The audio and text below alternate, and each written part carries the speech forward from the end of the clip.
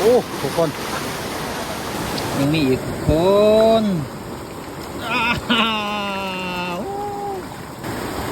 เดี๋ยวเวลาป้ามันถือ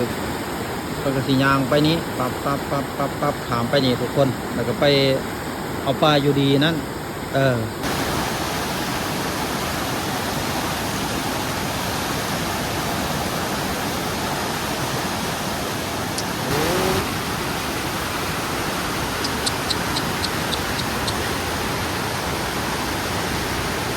โอ้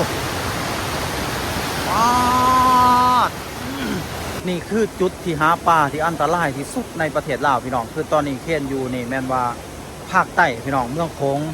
ผ่านไหลจากแม่น้ำโขงไหลลงมานี่คือเคนอยู่ใต้สุดของแผ่นดินลาว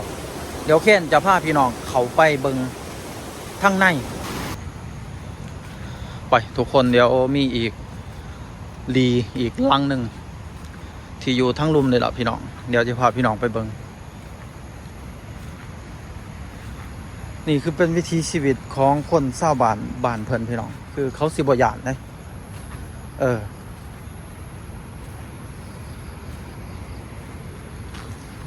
แต่ว่ามื้อนี้นี่ป้าบ่ถือปลา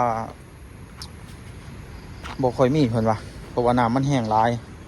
เป็นเป็นจิบเขาเจ้ามันก็เสียหายพี่น้องเอ้ยน้ำสุไหลเพทิมเบิร์ดพี่น้องเอ้ย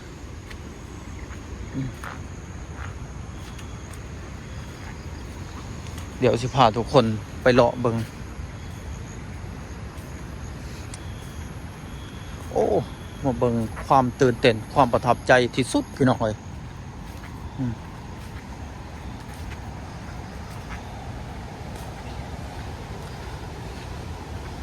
โอ้หน่อไม้ร้ายขนาดทุกคนเลย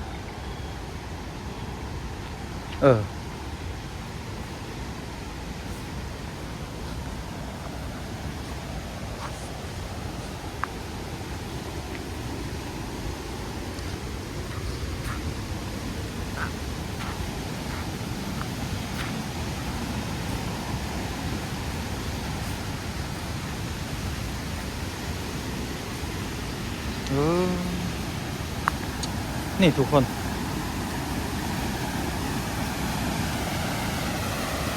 อันนี้คือดีคือจิ๊บเขาเจ้าอันนี้บอลห้าป้าได้พี่น้องบอลห้าป้าเขาเจ้า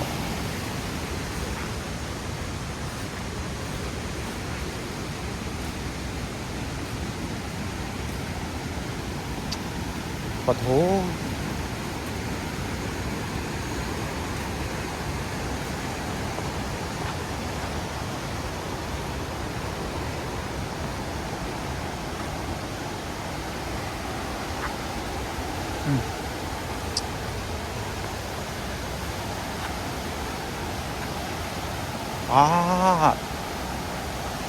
ทุกคนโอ้นี่เพิ่นนอนอยู่นี่เลยเด้ทุกคน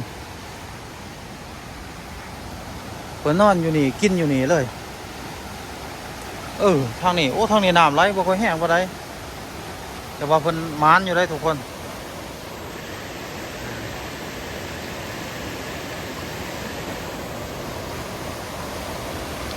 โอ้อยู่นี่มาน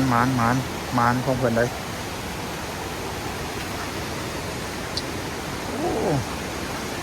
แบบนี้มันก็สุดยอดแล้วแหละ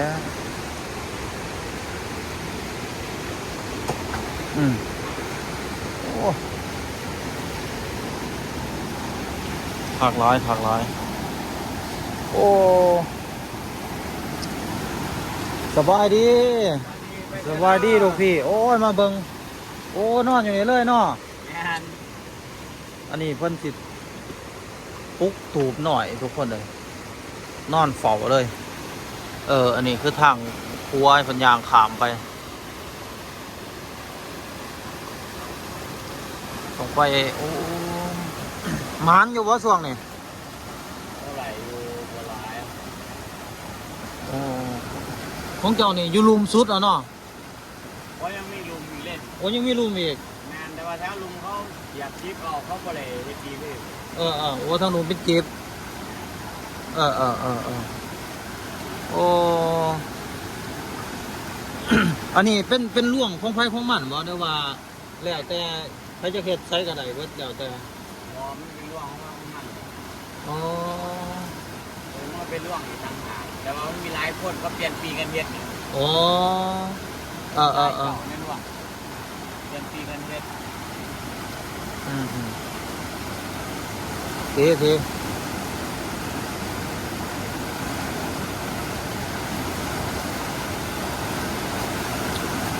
สุดยอดนะครับ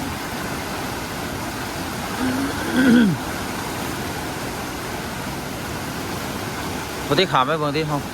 ไปรถไปน้ำฮะทายก้อนเห็นว่าหนาทายก้อนน้องๆที่ทำน้ำ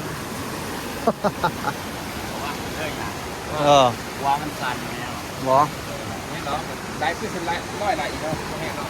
อ๋อลงมาอย่างเอาเพื่อนเนี่ยแต่ก็ถอดจิ๊บก็ได้ไม่ได้นอนลงเลยก็อ๋อ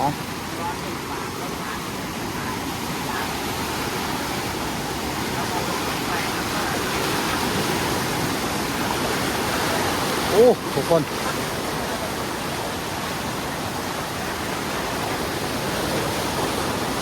เดี๋ยวเราไปรุ่นน้ำกันไปรุ่น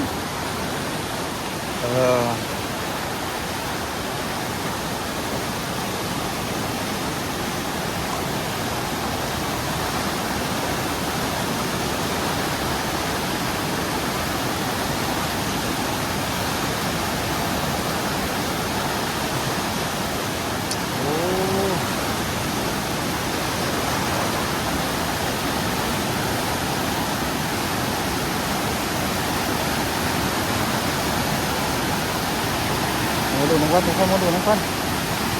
อ๋อ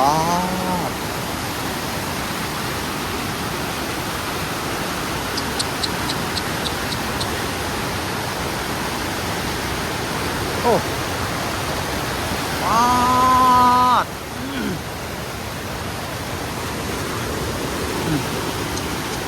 อันนี้คือโอ้สุดยอดพี่น้องปาดถือว่ามานี่บ่ผิดหวังพี่น้องเลย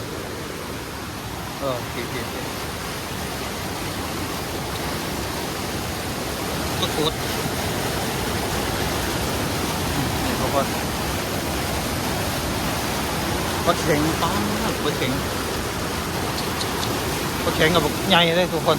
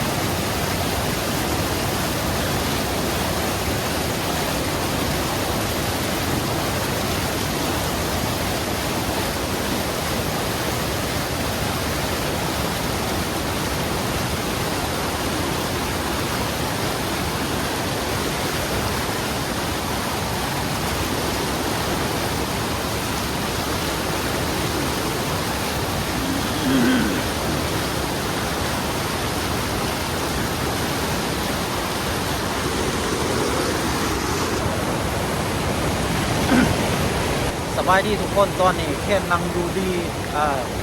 เป็นจิบของชาวบ้านอยู่ทางค่อนปลาซอยพี่น้องนี่คือจุดที่อยู่ห่างเขตที่ว่าอันตรายนะนี่คือว่าอยู่จุดมันแล้วพี่น้องจุดที่ว่ามันบ่ค่อยอันตรายปานใดแต่ว่าเบิ่งน้ำ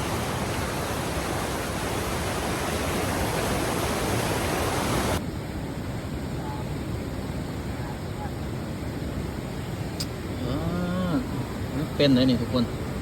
ยังมันบ่ตายเลยนี่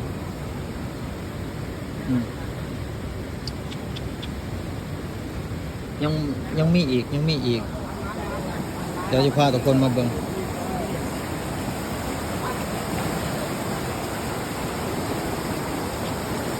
ยังมีอีกคนสุดยอดพี่น้องเลย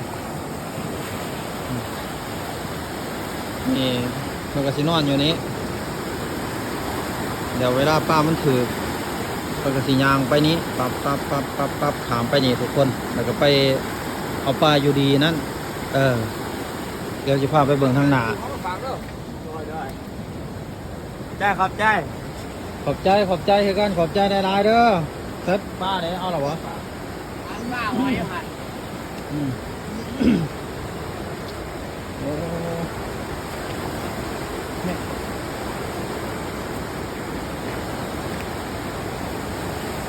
นี่ นี่คือทั้งหนาทุกคนเราเปลี่ยนสีซูมให้เบิ่งอืมนี่คือบ่มีหยังคือว่าอาศัยว่าความแห้งของน้ำไหลน้ำมันสุมันดันขึ้นไปถ้าตัวใดเข้าไปนี่แม่นว่าบ่สามารถที่จะออกหรือว่ากลับลงได้นะทุกคนนี่คือเขาเจ้าอาศัยความแห้งของน้ำแต่ว่าทั้งลุมลงไปนั้นถ้ามันจะเป็นจิบเป็นตรงอันนี้คือเพียงถามข้อมูลเบื้องต้นว่าสำหรับผู้ใดอยากมาเฮ็ดนี้เนาะอยากมาเฮ็ดดีเฮ็ดจิบเฮ็ดตรงเลยนะทุกคนว่าไผมาเฮ็ดก็ได้บ่เพียงถามเพิ่นว่าสำหรับคนในหมู่บ้านนี่นะเพิ่นบอกว่าบ่ได้ได้อันนี้คือมันจะเป็นร่วงของไผของมันที่ว่าพ่อแม่ปู่ย่าตายายพี่น้องเพิ่นนี่ได้จับจองมาแล้วตั้งแต่ก่อนหน้าแต่รุ่นแล้วเข้าไปทุกคนคือสำหรับความหูสึกเขียนเนาะคิดว่ามองได้มันได้มองได้มันถือมองได้มันดีล่ะไผก็มาเฮ็ดได้จังซี่นะอันนี้คือบ่แม่นเด้อทุกคนเด้อนี่คือต้องมีเจ้าของได้ทุกจุดทุกหม่องทุกบอนนี่บ่แม่นว่าไผสิไปเฮ็ดอยู่ไสก็ได้บ่แม่นแล้วก็ในดวงตัวนี้นี่ก็บ่แม่นว่าจะแม่นคนเดียวเฮ็ดทุกปีได้ทุกคนคือแต่ละปีเนี่ยเพิ่นต้องมีการเปลี่ยนแล้วก็หมุนเวียนกันไปปีนี้ข่อยเฮ็ดปีหน้าเจ้าเฮ็ดปีต่อไปอีกผู้นึงเฮ็ดคือดวงนึงก็จะมีหลายคนพี่น้องอาจจะเป็นเครือพี่เครือน้องสายพี่สายน้องป่าลุงเฮานั่นล่ะพี่น้องเพิ่นก็จะได้เปลี่ยนสลับสับเปลี่ยนคันเว้าอีกในรูปแบบนึงก็เหมือนว่ามันเป็นสมบัติตกทอดสืบต่อกันมาเขียนเฮาก็ฮู้ได้อันนี้เขียนเสียว่าหลายคนก็ยังบ่ฮู้เบาเขียนเองก็เฮาก็ฮู้พี่น้องตามที่เห็นในคลิปในวิดีโอต่างๆสื่อโซเชียลคิดว่าไผอยากเฮ็ดอยู่ไสก็ได้บ่แม่นอันนี้บ่แม่นเด้อทุกคนเด้อนี่คือต้องได้จับจองพ่อแม่ปู่ย่าตายายมาแต่โดนได้